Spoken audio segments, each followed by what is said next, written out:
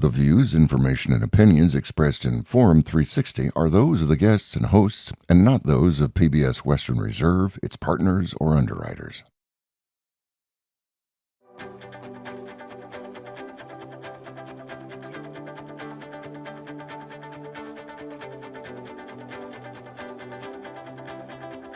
Welcome to Forum 360.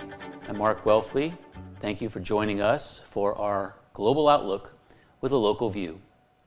Have you ever been in your basement or garage or at an estate sale and come across a one-of-a-kind item sure to make you rich? Or did you just discover a cheap knick-knack that's just gathering dust?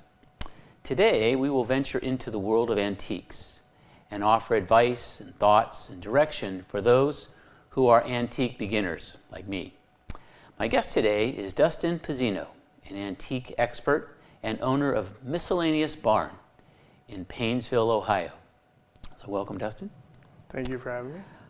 Start, if you would, by just sharing a little bit about your background and how you came to become an antique lover and dealer. Yeah, it's interesting. I was in between jobs and I actually worked for Miscellaneous Barn prior to purchasing it. I was 25 years old, and you know, it's funny being asked this question now versus when I was younger.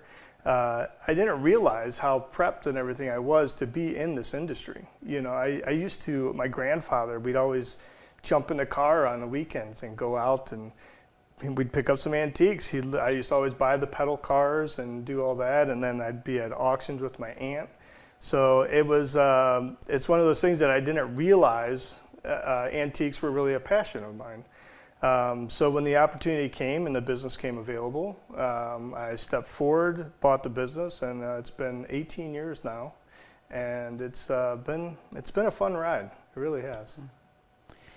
So the market in Northeast Ohio for antiques, does it have a distinct personality, or is the Northeast Ohio market for antiques and collectibles similar to other regions and states in the country? Well, every state is different. You find trends in different areas, obviously like West Coast, California. You know, the trends tend to set there first and then slowly move their way back into other cities, maybe Chicago or New York, and really when you're getting into upstate New York, things like that, that's when the antiques they tend to hold more value because the demand is there. Mm-hmm. There's older homes and things like that in that area, and people that are wanting to decorate their home with period pieces. Does it make sense then, if you found an antique here in Northeast Ohio, to drive to a bazaar, an antique sale in New York, and sell it? I mean, is that the kind of difference you're talking about? There is outlets here in Ohio, in Northeast Ohio, that could fetch the value of an antique, but you really have to do your homework as to how they're selling the item. Obviously, you'd want it to be maybe an online auction where their audience is a broader audience, whether it's national or global.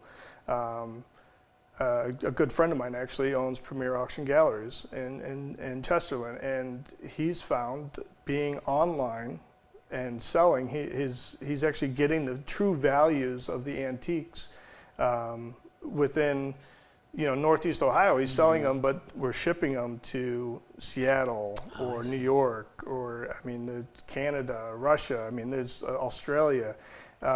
So you really want to do your homework when you go to sell your antique items, and don't, if they tell you, hey, we're not interested, there's a reason. It's probably, maybe it's not the valued piece that you thought or you might have found online. So the burning question for me is, how can you tell the difference between the genuine article and a fake? Well, even professionals are fooled every day. The new techniques, there's items coming out of, China or even Mexico, and it's really looking at the cut. If you're looking at, let's say furniture, for instance, the furniture items, you're going to open up the drawers and look and see, like pull it out and see how it's cut. It could look perfect, it looks great, but if it looks like it was machined out of a really nice saw blade and everything fits perfect in unison, the reality is we didn't have those tools back in the 1800s, you know, so the items are not going to look, they're actually going to be a little off, you know, everything's not going to be pristine. Or like the old toy banks. Everybody loved the old toy banks, you know, and everybody go in there and keep their money in there. Well, some of them, they're cast iron, and if it had a Phillips head screw on it, we didn't have the Phillips head screw, you know, back early 1900s, things like that. They were using the flathead screw. So there's little, you know, if you're ever looking for something, we have the internet, and it's a great source to narrow down some of those items. So if you had the bank, you type it in there and always look, you know, differences between knockoffs, you know, and then take a look at your item and see if any of those are similar to what they're considering online. I see. So you go out to the internet and do some research of your own. Yeah, that's the best way to knock off a few, because the average antique dealer, they're not going to have the time to sit there and go through your particular item, and we do have those resources online that will give you an idea, at least a general knowledge of what your item would look like if it was per se fake or real. Okay, that's interesting. So when, you know, at any point in time during the day, someone from outside, from the community, can walk in and put something like in the middle of your counter, and it could be, you know, glass, it could be candles, it could be, you know, 100 different things. Can you look at something, and you personally, and you know all those different categories and know kind of how to figure out whether it's genuine or not? Yeah, that's amazing. It's I always hesitate. I never want to get a customer too excited, because then if I tell them it's fake after, you know, feeling as if it is a real, true antique, I say that it has potential. Okay. And again, even experts that are on particular items, and we do such a vast, you know, collection of items. So I like to look at it, and I'll do a little more research. Again, I'll even reference the internet or different things, or call other experts and look at it. And sometimes the name's on it. You know, if it's like, say it's an old Waterford piece, or, you know, like Fenton Glass has in a little bit of a distinct, so the newer Fenton Glass, and it's kind of like little sharp edges and bubbly. So people that would know it understand what I'm saying, but they're kind of sharp and pointy would be the older ones, and they're a little more round. Like the castings are different, even though it looks like the identical item. One will have some age and the other one is newer. So again, that's just years of going to auctions, referencing items that maybe I have purchased or customers have brought in. But to give a specific, it's very difficult. It's highly produced, looked after. Artwork is like, I mean, it is mind-blowing. The amount of copies or, you know, one-offs that have been reproduced. It's definitely a lot of homework involved in the item. And I often tell people this isn't really worth, because even if you do find that that is the antique piece, it's still worth $100. Like, you don't have a $100,000 item, you know. And I'll give that to them, and I say I'd have interest in buying it, and I'd push it back on them to see if, you know, they want to make that decision or not. Sure. Once you know an item is valuable and not a fake, how do you determine its true value in dollars? Well, you know, that's a difficult question, because every region, everywhere, let's say before eBay, items would be 3 times as much, but now it's so readily available and able to be shipped. So I reference a lot of closed auctions and other listings throughout the country. There's a few websites that I'm a member of that I'll go on and see, okay, this has been selling here, here, and here. And I'll kind of get an idea of what our value and resale would be here in Northeast Ohio. Okay, I get that. As far as antiques in demand or collectibles, right now, what's hot? Well, I don't like to call them antiques. Okay. But the hot thing right now is all mid-century items. You get into the antiques, you know, maybe like cast iron pieces, more decorative, smalls. But the true thing right now that I'm finding in Northeast Ohio is more of a mid-century collectible market. You know, the whole, you know, Knoll furniture, things like that. More of like a Frank Lloyd Wright look. That tends to be the trend here in Northeast Ohio. They're mixing it into cottages and different homes, and really that's more of what the trend is here in Northeast Ohio. Mid-century. Do market conditions affect the business of collectibles and antiques? It can. As a store owner, definitely. You know, the market trends will change. As far as their value, I think that they still have a market value in the right location. But again, being said, like if you take a mid-century piece here that might be worth $100 to $500, you take it to Chicago, it's maybe $1,000 to $2,000. But again, it's supply demand in each city. As far as common mistakes that beginners might make, that's yeah. Share one or two of them. Yeah, the mistakes are, so again, just as I said, reference the internet and go on. There's a lot of people that are using certain websites to reference items. You go up, take a picture of it, and it pops up, it tells you what it is, and it gives some general values or what people might be asking for the item. And it's so far off of what a realistic value in Northeast Ohio could be. I use some of the same sites, but I still have to reference and see what's the value here in North. Because you'll be at say you go to a garage sale and you use your camera and you take that photo and it pops up and it's worth $100, and you bring it to me and I'm like, they were asking $100. The last one sold for $20. You know, there's a difference on it because the internet's only searching through images. They're not looking at real data as to what has sold or has not sold. So I've had people that, I bought this at auction and here it's worth $100. You know, what will you give me for it? And I'm like, I don't really want it. You know, or I'll give you $20, and they've spent, you know, a lot of money trying to, per se, make money and or just collect a good quality piece for their home. So being too exuberant about a find and perhaps overpaying for it? Yes. That's before you turn around and try to resell it. I see that all the time. Well, even if you're not looking to sell, maybe you really truly love the item, but you wanted to confirm that that's what it is. And again, going back to the fakes of, you know, something that's been reproduced at one point. You might have that reproduction item and the one that you found online, because it looks identical, you can't see the screws in the bottom of it, you can't see its build quality, or the blue in the paint or red in the paint could be two different colors that's giving it a different era, and that's where you have to be very cautious with getting into the business at the first and recognizing fakes versus a real true antique. If you're just joining us, thank you for listening and watching. My name is Mark Welfle. This is Forum 360, and we are talking about antiques today. And I'm here with Dustin Pizzino from the Miscellaneous Barn in Painesville, Ohio. And we're going to continue our conversation today with the feast or famine question.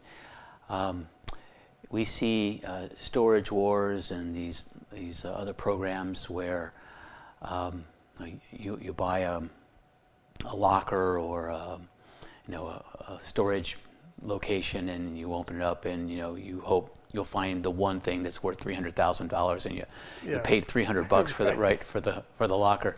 Is the business in general a feast or famine type business? Find a big score and it keeps you going for a while, or is it more of a kind of a daily drip? It truly can be. If you're just wanting to run a small shop or maybe do this out of your home and not have other residual income coming in, I don't suggest that you quit your day job and start to dabble in the antiques and consider that as a full-time income. because there is times, we've had some fines over the years, but they're few and far between.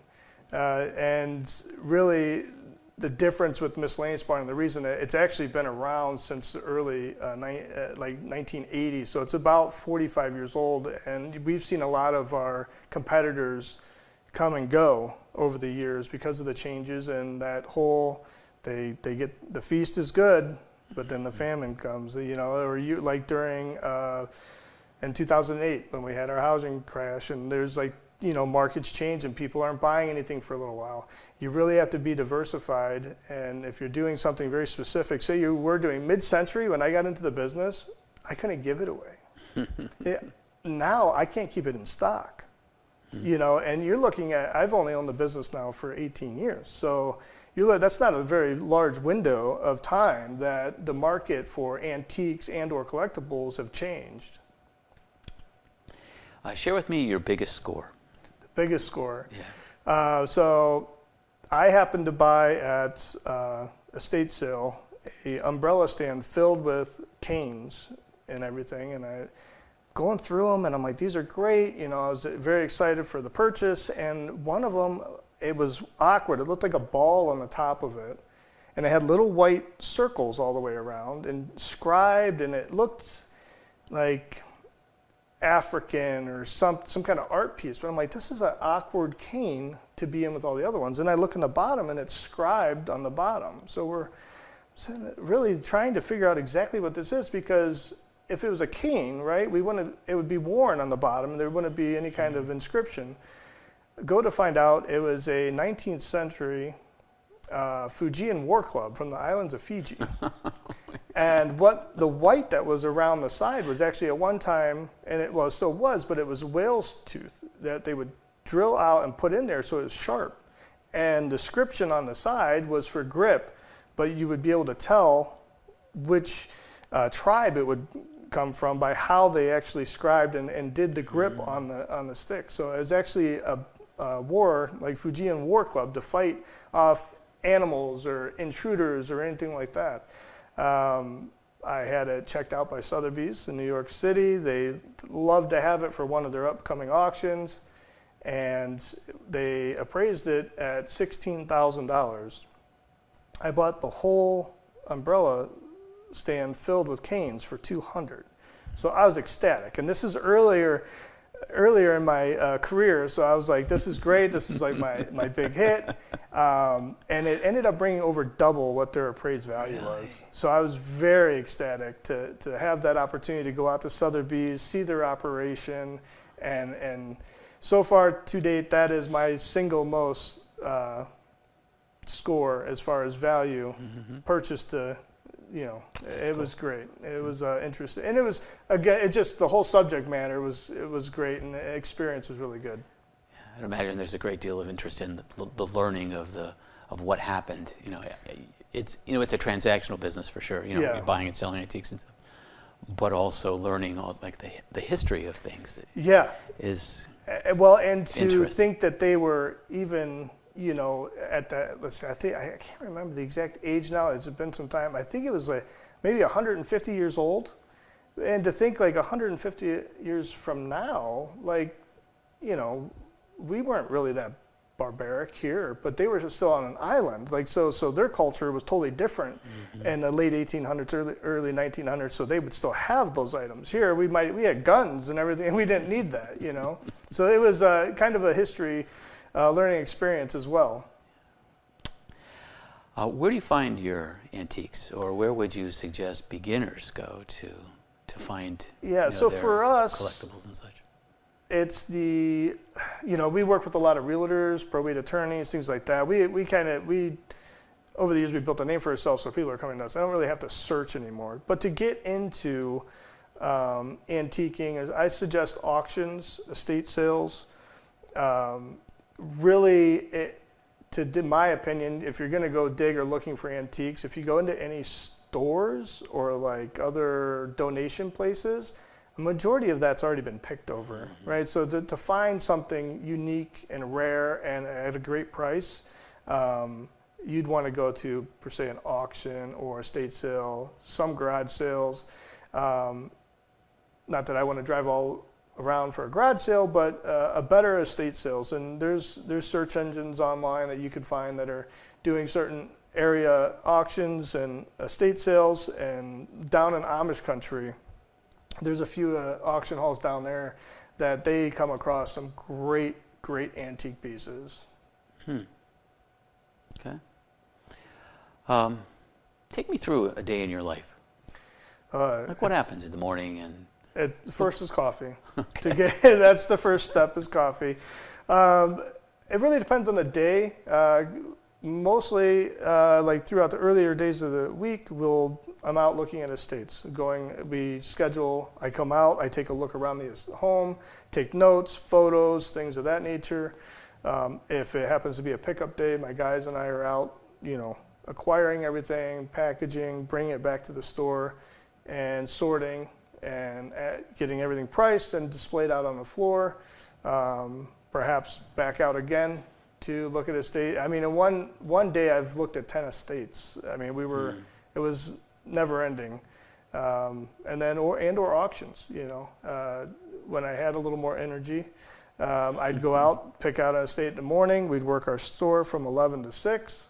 And then after that, I'd be going to certain auctions across Northeast Ohio and buying as much as I can. I want to ask you about restoration. If an item is old, like maybe it's a piece of leather and it's reconditioned so that it's vital again, does that add or does that subtract from the value of an item? So it's really on how it's restored. And if it's in really bad condition, or if it's inlaid or things like that, you could get somebody to properly restore that piece and add its value. But you want to make sure that you're using period type stuff. You want to be using, don't put some pine in there and color into mahogany and try to get it to look like it's right. Make sure you're putting the proper repair to the item in order to keep its value. So no Phillips head screws then? Yes, no Phillips in screws. In the bottom of those tanks. I mean, I have guys that are old square nails. They'll actually cut in a restoration place will either have some old primitive nails or they will kind of custom make and almost blacksmith, if you will, the correct pieces or design to go into that antique. Have you ever been in a situation where you go to an estate sale and you look at something you really like and you buy it or the collection of items and you see that's really going to sell and you bring it back to your store and it sits? Like, what goes through your mind? We laugh. My employees and I laugh about this all the time. I'll come back and I'm like, this is really good. This is going to sell, And we have a whole truckload of items. And I just laugh because I'm like, it's the ugliest thing that sells first. And I'm like, I didn't even think anybody would want that, So even being in the business and seeing it on a day-to-day operation, I'm still confused as to which items. And sometimes the better items, they sit around for a little while. But it's typically it's because I have to find somebody that's looking for, perhaps they're doing a period home restoration or things like that. Antiques, they have their final home. And it's really not everyone wants to spend antique value for a dresser to go into a newer home. They might want to scale it down and put just something newer in there.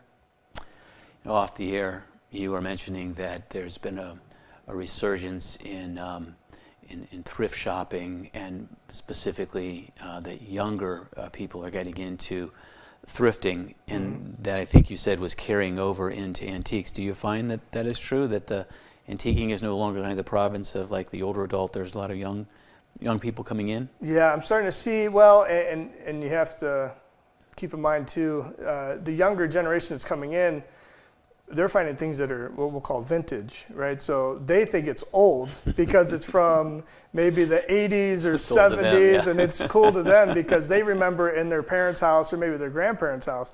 So again, that's where the antiquing world is really like they're starting to use the terms thrifting or vintage, but they are finding interest, and I do see a lot of them coming out. And it's so if you have that antique shop or whatever, you really need to diversify and have something from all eras in order to keep the traffic and everybody coming in and have interest. Because they'll come in, like a 1980s coat that's just wild and loud, and they'll fall in love with it, or maybe like records are starting to come back, the vinyl is starting to become big again, and they're buying the old antique audio equipment. They're finding, like, from the 70s and 60s, that's starting to come back and be trendy.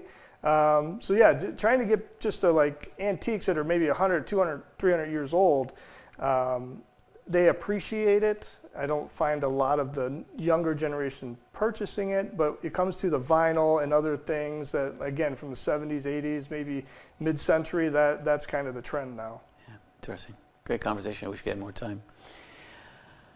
The desire to find, preserve, and appreciate old and valuable items never seems to get old.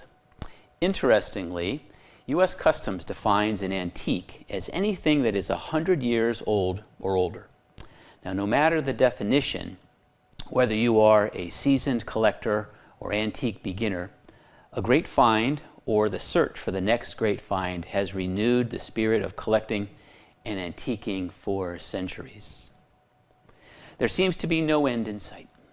I would like to thank Dustin Pizzino from the Miscellaneous Barn for the visit today, and ask each of you to keep your eyes and minds and ears wide open until next time on Forum 360.